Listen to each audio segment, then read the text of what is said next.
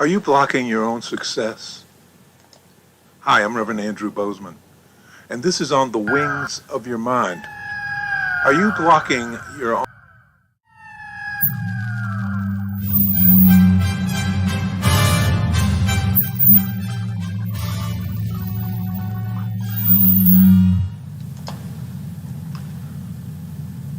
Are you blocking your own success? Hi, I'm Reverend.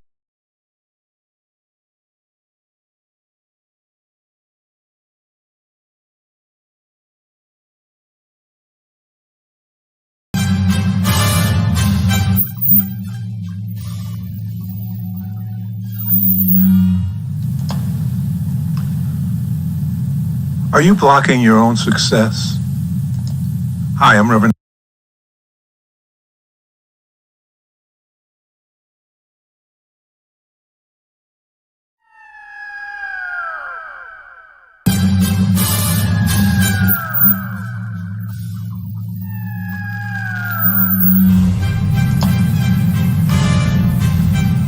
Are you blocking your own success?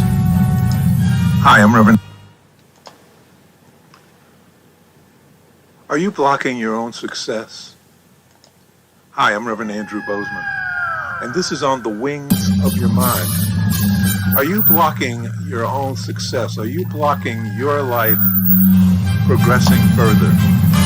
Most of us claim that we want. Are you blocking your own success? Of course, successful Hi, I'm Reverend. Means different things to different people.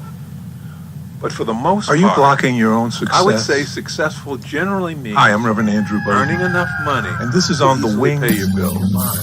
Living in a home that is both safe and comfortable, able to enjoy progressing further, that entertain you. Most of us claim that we want. Are you blocking your own success? Of course, successful. I am Reverend. That we want different things to different people. We say that we want these things, but for the most part, are you blocking your own success? I would say successful generally means I am Reverend Andrew. Earning enough money, and this is On the Wings.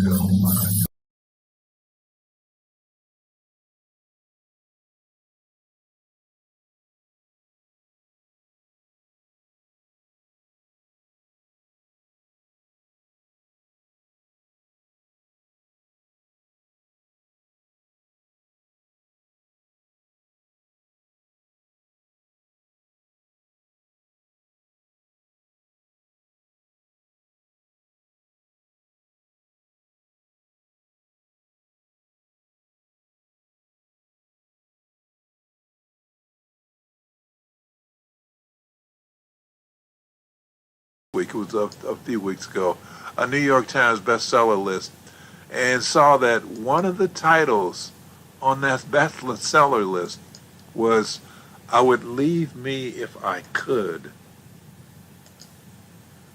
I would leave me if I could. It's actually a book of poetry written by Grammy Award nominated platinum selling musician Halsey. Her name is Halsey.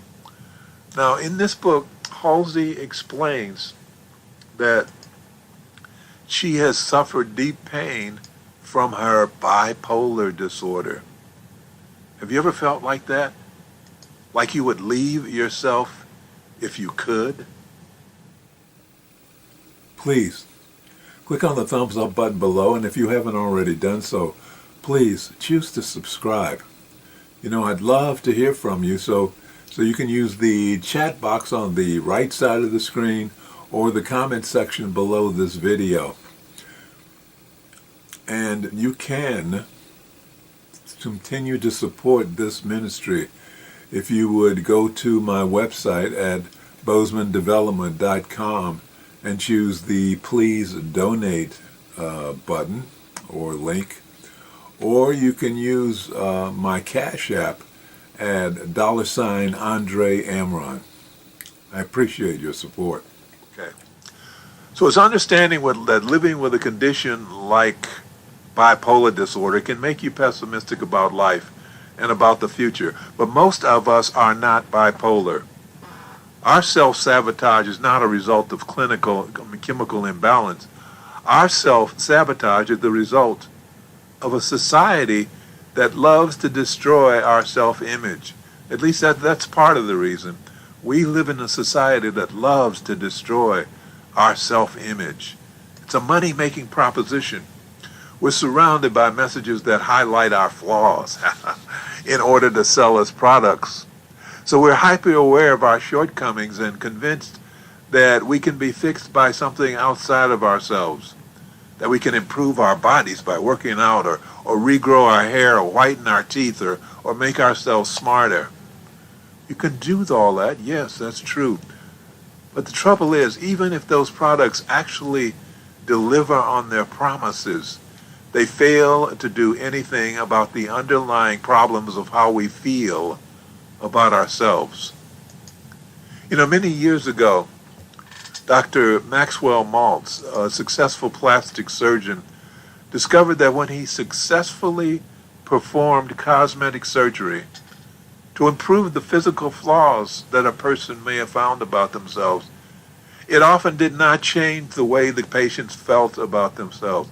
Even though he fixed the problems they had highlighted, I need to get a new nose, I need this or I need that. Even though he fixed it, they still felt the same way about themselves. They still felt ugly. So he wrote the book Cybernetics. Psycho-Cybernetics. And in that book, he explained to people how to overcome their own self-critical tendencies. That was some time ago. Since then, his book has been completely updated, and now it's Psycho-Cybernetics 2000.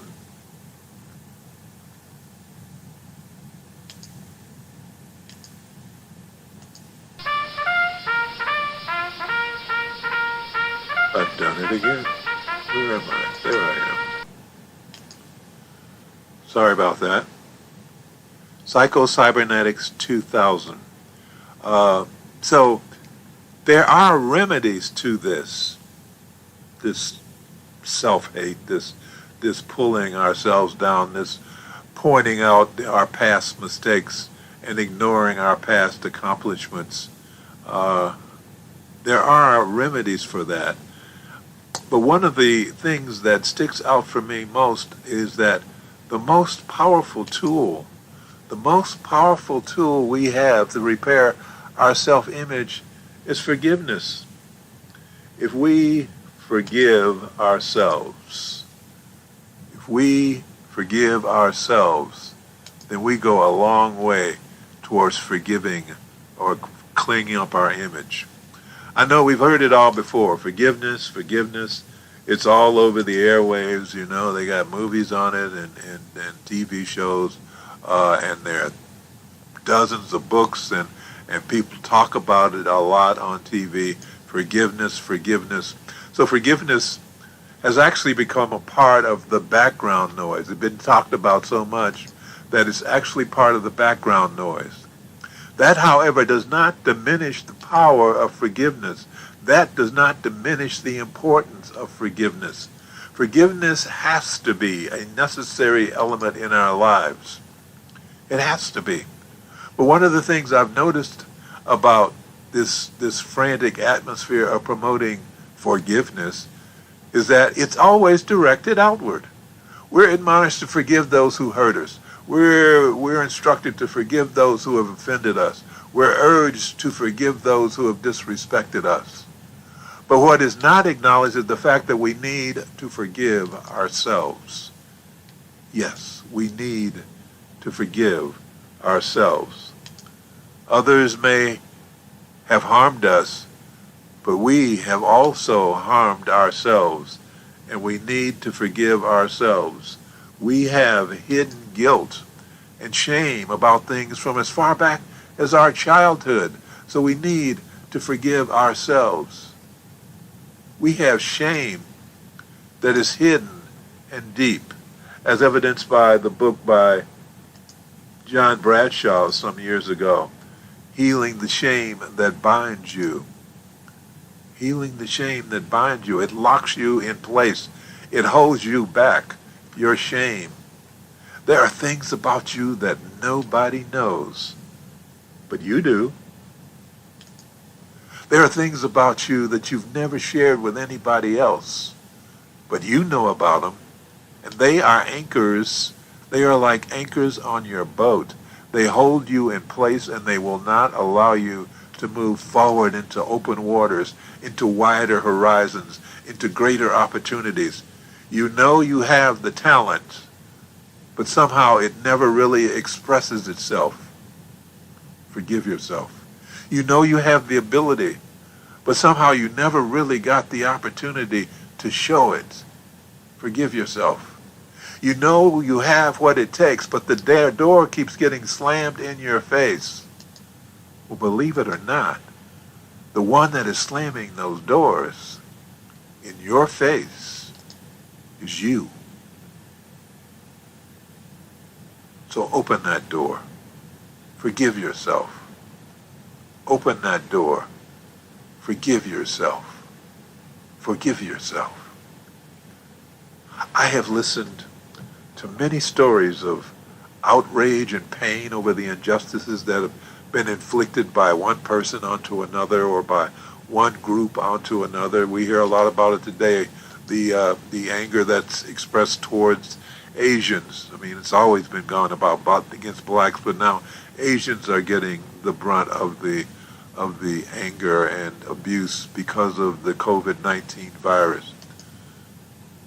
But I've discovered that the one who is quite often, the one who gets hit bears malice against herself or himself.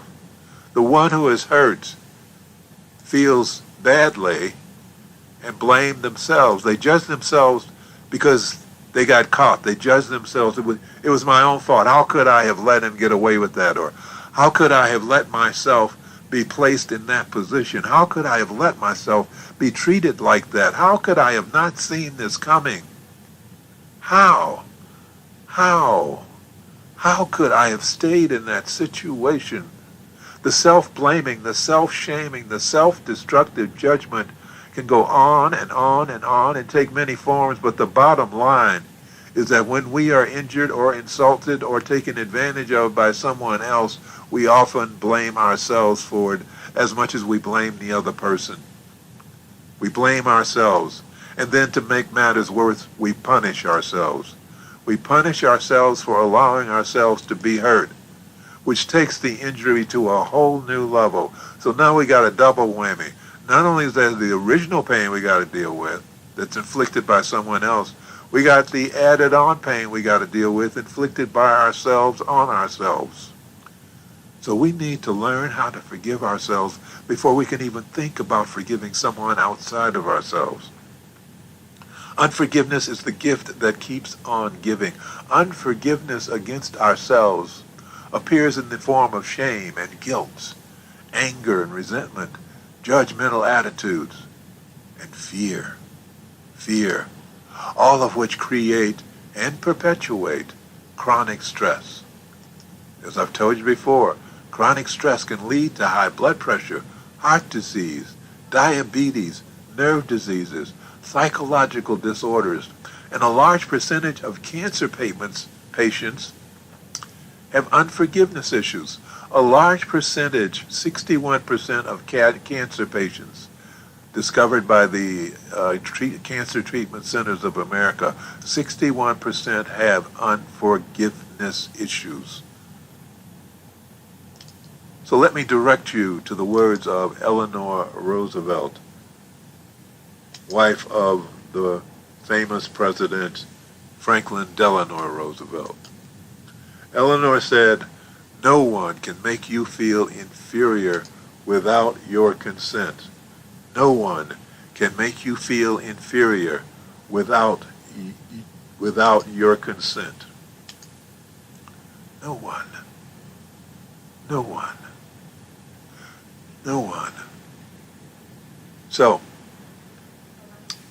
right now, I'd like you to do me a favor. Right now, I'd like for you to step in front of a mirror and look yourself in the eyes and repeat these words. Permission denied.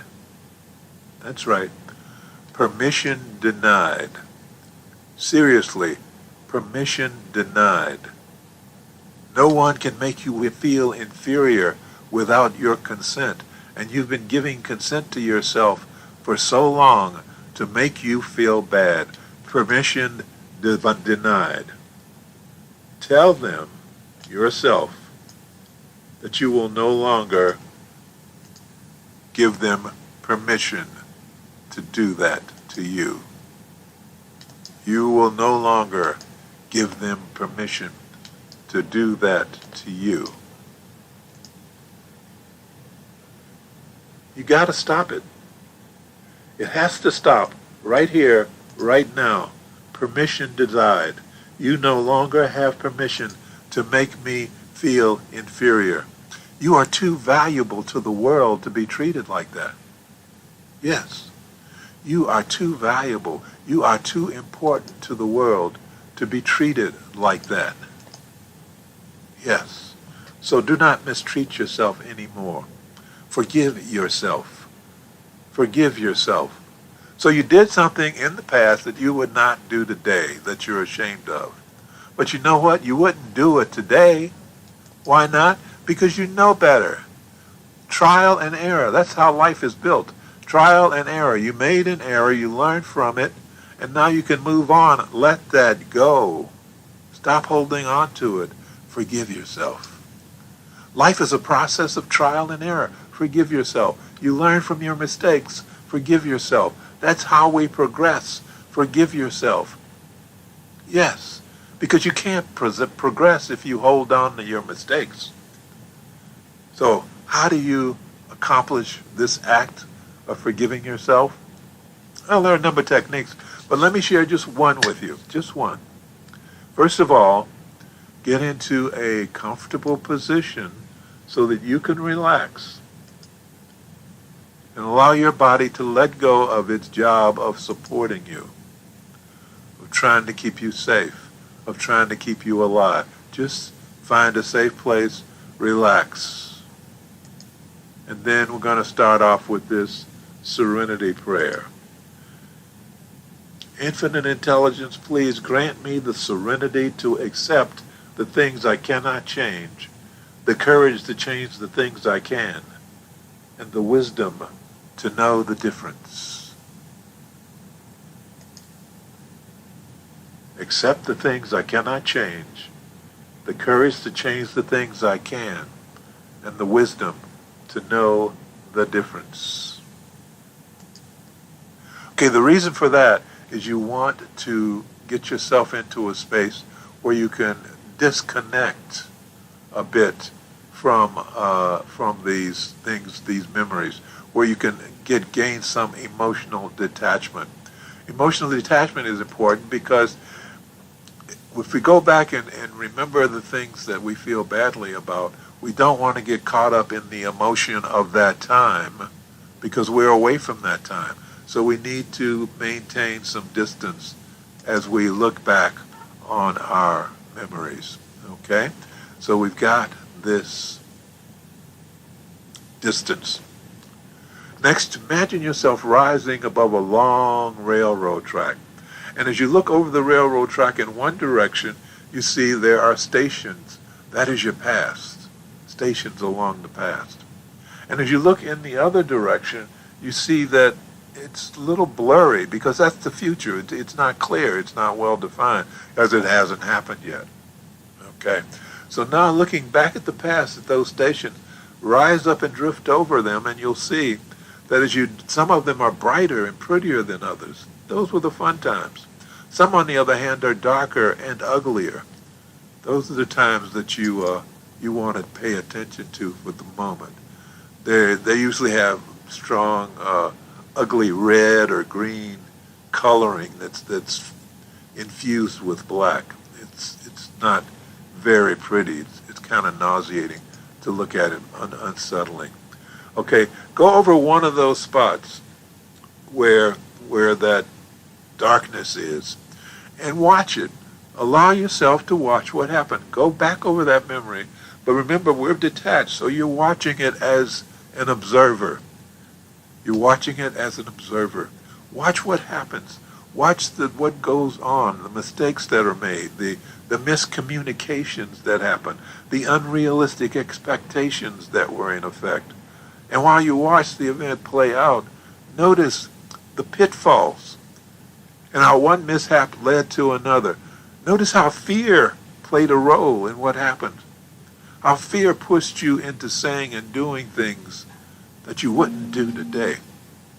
So as you watch that event play out, continue to maintain your detachment as an observer.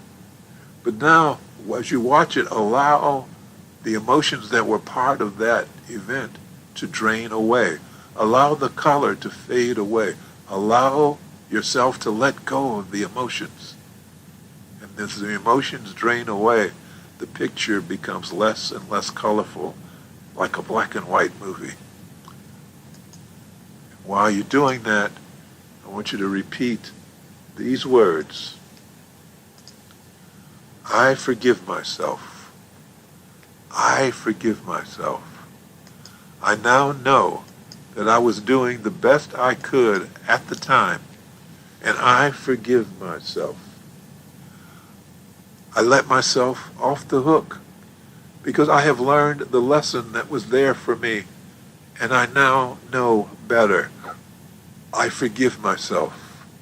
I forgive myself, and I now accept the peace that passes understanding because I know that I am loved and protected and forgiven by infinite intelligence expressing in me as me. I am forgiven. I forgive and I am forgiven. I forgive and I am forgiven. You see, by forgiving yourself, you give yourself the power and the strength to forgive others because you now know that their actions did not diminish you. Forgiving yourself returns you to a state of wholeness. Only you can diminish you, and you no longer have permission to do that. Remember what Eleanor Roosevelt said, no one can make you feel inferior without your consent, and you no longer give that consent to anyone, not even yourself. Not even yourself. Permission denied. You are too important, and you are too powerful to be diminished in that way. Capiche? Let's close with prayer.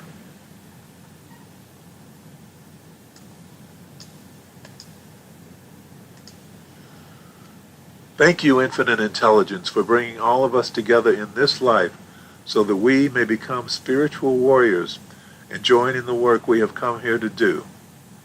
Thank you, Infinite Intelligence, for bringing us into this space of awareness and a deeper understanding of ourselves and our relationship to life and infinite intelligence. Thank you for showing us who we really are. We open our minds and hearts to the truth of our being. We are the children of God. We are individualized expressions of infinite intelligence. And because we are part of the greater whole, we are beginning to understand our value to the community, the continuity of life on this planet. As we become channels of your power, infinite intelligence, we can feel your presence within ourselves and within our lives more and more. We know that as we feel your presence within our lives every day, we will rise because we are no longer cut off from you by being immersed in the darkness of fear, anger, and the pain of unforgiveness. So we are now restoring our connection through the grace of forgiveness, knowing that as we learn to forgive ourselves for the pain we have caused to ourselves, and as we learn to forgive those who have inflicted pain upon us, our connections will grow stronger, and our lives will grow happier and healthier and more prosperous. And for this, we are truly grateful. As above, so below. As within, so without. And so it is. Amen. Thank you for watching. Thank you for spending some time with me. Please click on the thumbs up button below, and if you haven't already done so, please choose to subscribe. You know, I'd love to hear from you. I'd love to hear your thoughts, your questions, your suggestions, your stories. So please use the comment section below the video. And remember, you can help support this ministry by going to my website at bozemandevelopment.com and choosing the Please Donate tab, or you can use the Cash App at $Andre Amron. I truly appreciate your support. Thank you very much. I look forward to seeing you again next week.